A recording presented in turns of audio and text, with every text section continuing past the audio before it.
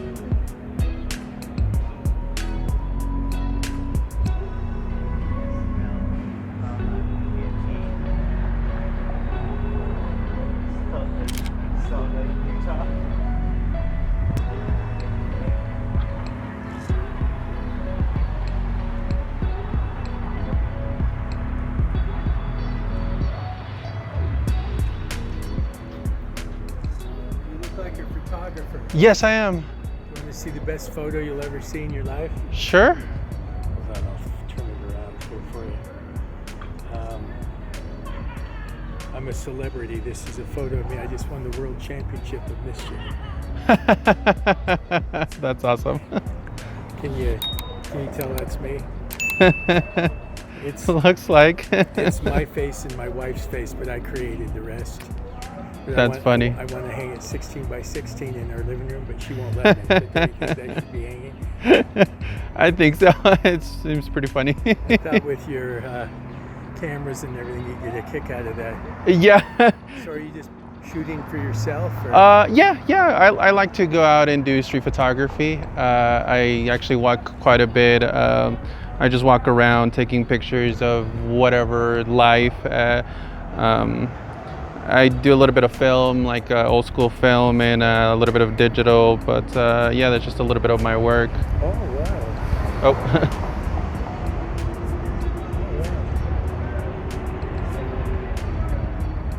That's nice. Yeah, I just do a lot of photography. Not quite loading that, but. So what do you do for a living? I'm a photographer. Or for who? Yeah, so I work for Camera Shy. It's a photography company. They do more like portraits, family photography, things like that. So I do that with them. But on my free time, I like to come out, walk around the city, just kind of capturing the streets. So where did you get the bug to first start wanting to do photography? For me, it was just the idea that you're capturing a moment, a pretty unique moment that it may never happen again. So I just find it really interesting that we get the opportunity to capture that, and I kind of wanted to document it in my own way. So that's, I feel like, a little bit what kind of drove me into like photography, and just capturing the moment and like seeing it like just freeze in 1 second or half of a second or even less than that. Well, you're too young to know the old way they used to do photography. You're a digital baby, right? Yes. Well, I actually do dabble with the film photography as well. I actually have this one with me today, which is my 35 millimeter. Can you develop it yourself? I've been wanting to try to get a little bit more into it. I just haven't had the funds to actually purchase everything, but I want to. I want to develop my own film. I take it to this photography shop here by South Salt Lake. It's like 3100 in like State Street, and they develop it there for me. But yeah, I've been wanting to try to get into developing my own film and hopefully scan it as well myself. So but yeah, I just like to go out and see what I can capture. I started in the 9th grade. They picked 10 of us to be in a photography class. We'd take pictures, then we'd have to go in and develop the film in a dark room and dip the paper in the chemicals, and that's when it was really an art. And I loved it so much, I actually got an enlarger, and I set up a dark room in our house in the bathroom. Oh, really? That's awesome. But back then, you had to pay for every picture you took to develop it, and I couldn't really do it as much as I wanted. And then as I got older, when digital came out, it was like, oh man, take as many as you want. It has its ups and downs, honestly. Like, yes, you can take as many as you want, but then you have so much like files that you don't really need. I actually am falling in love with film now because of the ability of slowing down and just kind of thinking of what you want to shoot instead of just like, oh, this looks cool, let me shoot this here, that looks cool, let me go shoot that over there. It's more of like I get to observe the world and get to see like what's good to shoot, right? What's going to be worth that shot, right? Just because you get one shot and that's it. But yeah, like I feel like that's the reason why I've been falling in love with film and old analog, just because it gives me that liberty of like appreciating the world and seeing the world differently in a way, and not quickly go snap and move forward. It's more of like I get to slow down, stop in one spot, think of what my exposure is going to be, think of my composition, and from there just take the picture when something happens. It's just like that sort of like process of like finding the best shot is, I feel like, one of the things that I fell in love with photography, is just having that ability. Well, I mean, to take a lot, like I do a lot of sports photography. You got, I'll shoot a game and maybe shoot 3,000 pictures, but of that, there's only like 6 to 15 diamonds that are just perfect. Yes, I've definitely felt like that. I've taken Shot stuff. some athletic games. Not athletics. I've done some concerts, and it's been pretty fun. But I feel like sometimes I have too much that I can't use, or that I won't be able to use, or they're just not good shots at all. It's just kind of having that. Well, you're in it enough that you'd appreciate this. I don't know who said it, but I came across it and I memorized it, if I can remember it. But this saying, it really got me. It said, "It's a cruel, ironical art, photography, the dragging of captured moments into the future. Moments that should have been allowed to evaporate with the past should exist only in memories glimpsed through the fog of events that came after. Photography forces us to see people before their future weighed down on them, before they knew their endings." Isn't that a great, Wow. deep? I love that. That's amazing. You'll have to remember some of that and look it up online and see Yes. who said that. Wow. I love that. Definitely. It's just So you know the basics like rule of thirds and everything? yes. I've always been one of those that likes to learn every sort of like little detail behind like a certain craft to be able to master it, because like I feel like you can't just like pick up something and be able to do a masterpiece in like a couple of hours. It takes time and patience, and so like I've always wanted, even though I know that my photography quite may not be there, may not be to the point of like some of the the masters or anything like that, but I think like the pursuit of like the craft for me is like what drives me and continues to kind of like bring me out here and just kind of like find the perfect shot. And I feel like, I don't know, yeah, I just a little bit of what I love to do. That's the same. I normally would have been carrying my big camera, and I'm always looking for that diamond. Yes. And when you bring it up, but they just pop out at you. You might have to do the coloring and lighting and crop it, but a diamond just jumps out at you. Yes, that's.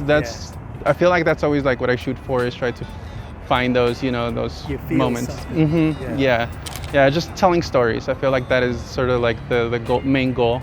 I feel like, at least for me, it's just like telling that story of like what's going on in this situation or what's happening. And sometimes you don't even know, or you don't have to know what's going on with that person that you're taking the picture, as long as you capture like the environment and like that person's sense. You can sense it through the pictures, like what the magic is of photography. Did you grow up around here? Yes, actually, like all my life I've been living here in Salt Lake. What high school did you go to? So I actually I traveled a lot. We would move around when I was a kid. So I went from Kearns High School to. I went to Kearns. Oh, nice. I was a poor kid from Kearns. I ended up graduating from there, but I went all the way to Granger High School. So like I moved quite a bit. I was the baby of 6 kids, and my 2 older brothers dropped out of school in the 9th grade. My oldest brother was in Vietnam when he was 16 years old. Oh, wow. It's a long story I won't bug you with, but anyway, I would have just been in the same role as everybody out there, and I played football, and it got me to college, and kind of got me out of that realm and everything. I paid a price. My body was really small. I had 2 new hips 2 years ago. Thank God for technology. I suffered my whole life, but it got me out. And then my daughters, they both graduated from high school with their associates. Oh, nice. So football was able to get me out of that cycle. Wow, that's awesome. Yeah, I'm a Kearns kid.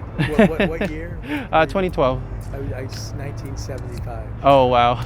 Yeah, quite a bit of distance. In fact, my grandson played high school football down in St. George, and they used to have summer camps, and the Kearns team came down, and they'd play different teams, and I met the Kearns coach, and since then I've always gone back at least 1 or 2 games and shot a few games for him. But, that's awesome. So I've always wanted to try to do some sport here and there. I just don't have the equipment or the ability. Well, I may have the ability to do it, but you know, just don't have the equipment to do it. And but I've always thought it was really interesting, just doing like any sort of sport to be able to capture that. I feel like it'd be a sort of different sort of approach to the idea of photography as well, because there's like different things to capture. The higher you go, the easier it is to get a great photo. Like I've shot my grandkids' Little League football games and athletics, and it's really hard to get. I have pictures of them; they look like pros, you know. But it's hard to get that great athletic move. And the higher you go, high school, it's a little easier. College, it's easier. And I'd love to shoot a pro game, because I think that would be a lot easier to always get a great athletics move. Definitely. What was your name? Jose. Jose? Yes. My name's Doug. Doug, nice to meet you. It was really nice to meet someone with a passion for photography. Oh, thanks. I appreciate it. Well, take care. Good luck. Thank you. You as well. See ya.